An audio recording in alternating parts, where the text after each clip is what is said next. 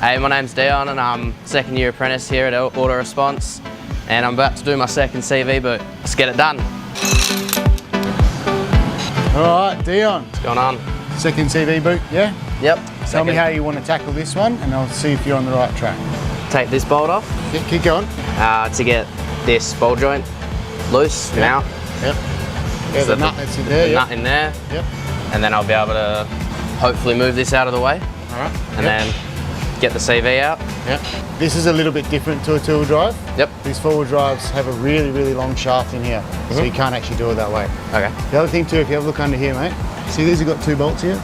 Yep. These ones, you don't have to undo that little bolt, you can undo these two here. Okay. Yep. And then you're gonna have to take the steering tyrant end off as well. Yep. All right, and then you have to take this out and undo the top. You have to actually get the top, all of it pretty much off because of the shaft.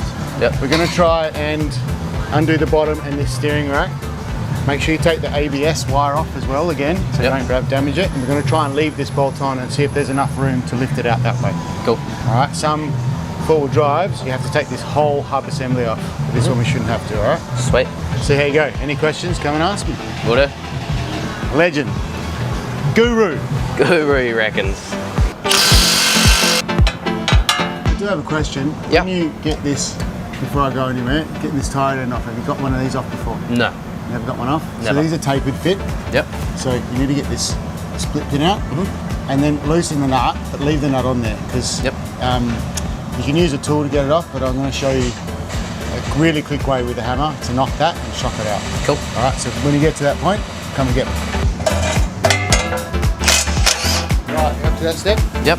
Okay. There are tools you can buy that are in sort of the shape of a finger. Yep. That go in there and they press down on that end. Problem is when you get a really, really seized one, they don't work, they break the tool. So this is a if it doesn't work way. Now, can you see any issues here right now? Yeah, That's we not don't want to out of crush the that, way. do we? No.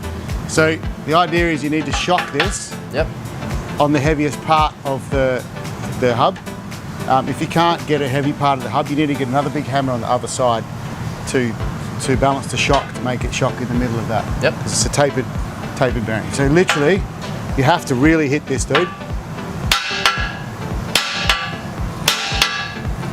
Like that. See it's popped out? Yep. Now that comes out. See the taper? Yeah. All right. Now the reason you leave the nut on is so that if you miss-hit it, you don't damage the thread. Yeah. And that hammer works, but sometimes that's not big enough. You need a bigger hammer. Yep. Get a bigger hammer. Cool. Sweet. Keep going. Now I need to get this off. How are you going to get that off, Dion? I was thinking about getting a flat blade and getting it in between and just prying it off. Very, very hard to get off without damaging it. Yep. So you're on the right track. You kind of want to just gently tap there, and you have to tap it in multiple places, and then you just pop it off. How tall are you? Larry. Positioning the hoist in a spot where you're comfortable to hit it too, that's the other thing. So,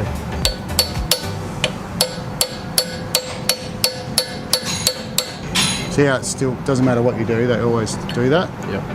But then we've started it and now we can pop it out. There we go, it's just coming. There we go. Now hopefully I'm able to push that out like that. Just like that. Should be able to pull this out. No. Okay, so these ones again are a little bit different. Yep. See these little grooves here? Yep. All right, so if you've got that lever bar and a hammer, that one's a bit hectic, but literally you get under here and you stick this. You probably need to remove this under tray, but you stick it under that groove there and you hit it. You've got to shock it out. See it's coming? Yep.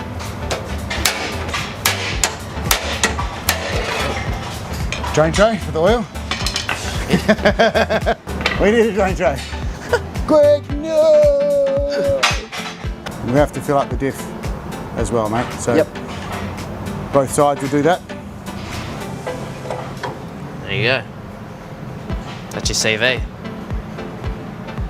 That's your little retaining clip that was holding her in.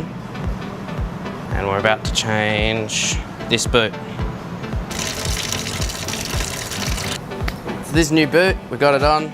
All the clamps are all nice and tight, and she's got nice new grease in it. No more leaks.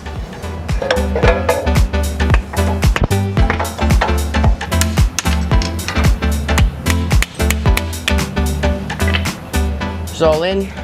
Time to put all this back together.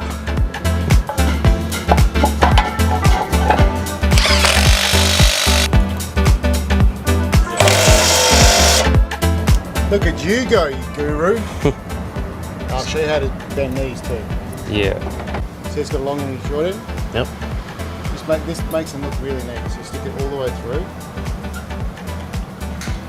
Stick it through, you get the long end, and you peel it up on itself, and then you just cut the tag off. Oh. See how neat that looks? Sweet. So you do that with all of them. Cool. And it looks neat, doesn't look messy, it works. Happy days. Happy days.